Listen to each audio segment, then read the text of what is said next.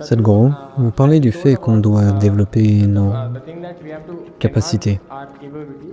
Chaque fois que je lis des textes sur les grands hommes de l'Inde, je remarque toujours qu'ils ont renoncé à toute leur famille et à leur vie pour atteindre cette perfection.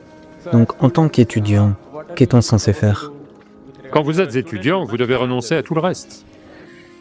C'est ça que vous êtes censé faire.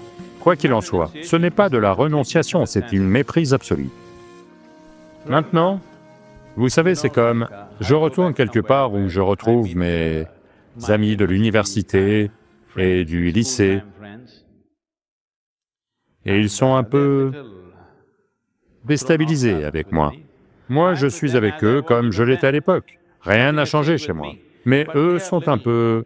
Certains ont assez bien réussi, très bien réussi pour beaucoup. D'autres ont raisonnablement réussi, n'importe. Les échecs, si tu ne les vois plus, tu ne sais pas où ils sont passés. Donc, c'est plus facile de tracer les gens qui ont réussi dans le monde, vous savez. Les autres, tu perds le contact. Donc, même les gens qui ont bien réussi dans leur vie, ils sont un peu déstabilisés par ma présence, parce qu'ils ont tellement entendu parler de moi ces jours-ci, et ça les rend nerveux, et ils sortent leurs cigarettes et... Est-ce que je peux fumer? Je dis, tu fumes si tu veux. Puis ils disent non, et ils l'arrangent. Tu ne fumes pas du tout? Je dis, non, parce que, vous savez, ces jours-ci, on essaie même de fabriquer des voitures qui ne fument pas. Pourquoi est-ce que moi, je fumerais? Je ne fume pas, je suis une machine écologique. Tu ne bois pas non plus? Non, parce que je suis toujours... Regarde mes yeux, je suis toujours stone. Quel besoin de boire? Donc, non, je suis toujours extatique, donc je n'ai pas besoin de boire. Oh, tu ne fais rien du tout. Leur idée de la vie, c'est... Leur idée de la vie, après avoir réussi, leur idée de la vie s'est réduite à ça, que s'ils fument 10 cigarettes par jour et qu'ils prennent un verre le soir, ils ont réussi. Autrement, de toute façon, ils n'arrivent pas à dormir. Ok? Autrement, de toute façon, ils n'arrivent pas à dormir. Donc, de telles personnes vont penser que j'ai renoncé à la cigarette et l'alcool et n'importe. Non, ce n'est pas une renonciation, c'est juste que si tu choisis quelque chose de plus élevé, voyez en ce moment, il y a quelqu'un dans la rue, des garçons de votre âge qui traînent, ils ne sont pas allés à l'IIT, ils ne sont allés à aucune université. Ils vous regardent et pensent que vous avez renoncé, parce que jour et nuit, vous êtes dans les livres à étudier. Eux, ils s'amusent au coin de la rue. À leurs yeux, dans leur perception, vous avez renoncé à tout. C'est le cas, à vrai dire. Eux vont au cinéma tous les jours, ils draguent toutes vos filles qui passent dans la rue, ils fument, ils boivent, ils font ce qu'ils veulent de leur vie à votre âge. Mais vous êtes un renonçant. Vous êtes là toute la nuit, assis à lire des livres, à écouter ces gens. C'est pire que la renonciation. Mais dans votre tête, vous savez que vous n'avez pas renoncé. Vous avez juste choisi de faire quelque chose qui vous semble mieux que cela, n'est-ce pas? La même chose, quelqu'un a choisi de faire une chose qui lui semble être meilleure, une possibilité plus élevée pour lui. Quelqu'un qui est à un plus bas niveau de vie pense qu'il a renoncé. Personne n'a renoncé à quoi que ce soit.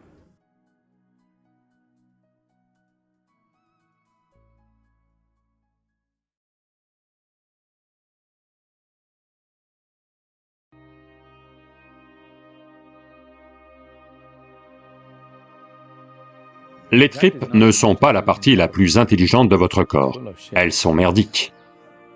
C'est un fait.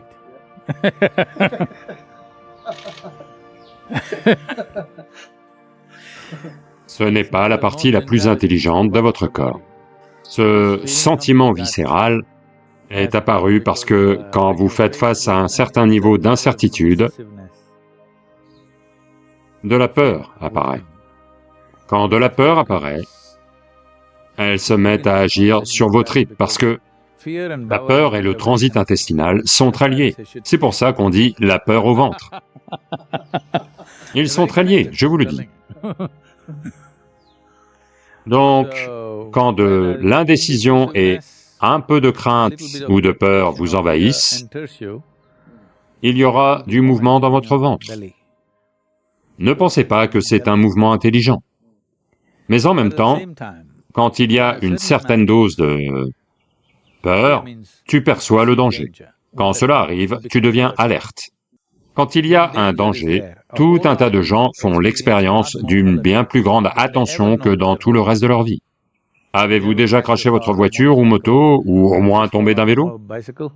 Donc, si tu es sur le point de rentrer dans quelque chose, ou sur le point de tomber du toit, ces quelques instants où tu as cru que tu allais tomber, si tu étais tombé, peut-être que tu n'aurais pas survécu, mais quand tu as pensé que tu allais tomber, ces quelques instants, vous verrez, ils vont rester en vie dans ta mémoire comme ça, toujours. 30 ans plus tard, tu t'en souviens encore de cet incident parce qu'il est extrêmement clair, parce que tu as été très alerte à ce moment-là. Donc le danger amène de la vigilance, ou ta perception du danger amène de la vigilance.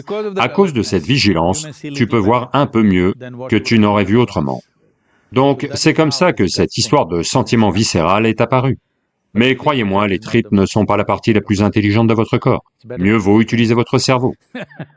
Donc, quand tu utilises ton cerveau, il y a un certain niveau d'intelligence qui essaie de gérer une situation avec ta propre intelligence, et bien sûr, il y a les informations des autres.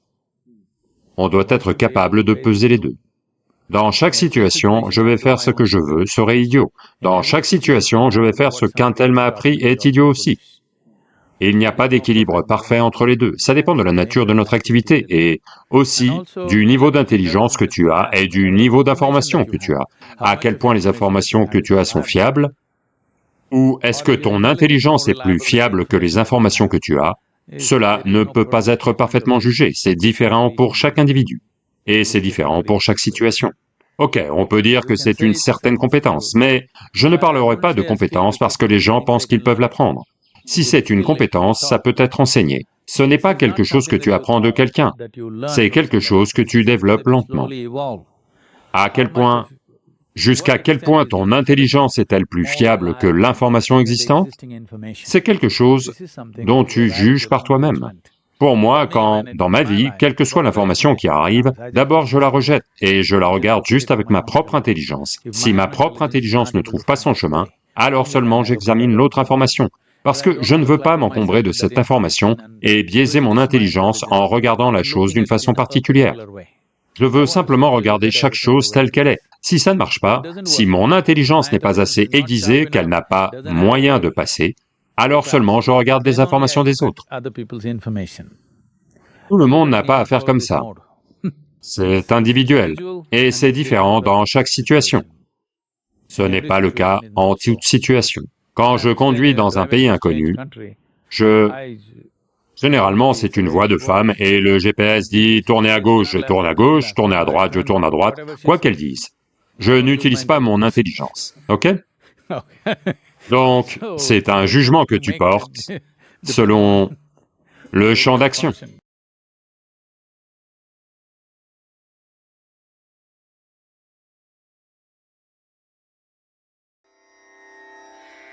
Ra